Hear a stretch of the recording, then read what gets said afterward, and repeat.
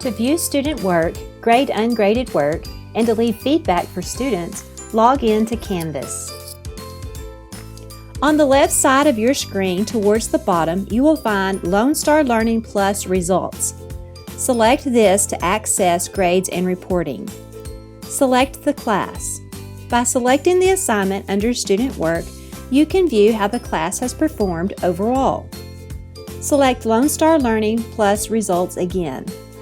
This time, look at the students on the bottom section of your screen. Select the student you want to view. Under Work, you can choose the assignment you want to grade and give feedback on.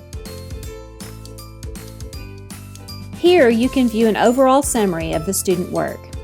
Scroll through and view the work. You can click on the funnel on the top row to view only questions that need to be graded by the teacher or questions that were counted wrong. This will make grading fast for you. Now scroll through the work. Scoring for each question can be found on the right side of the student work page. If the scoring is gold, this means it requires the teacher to view the work and grade.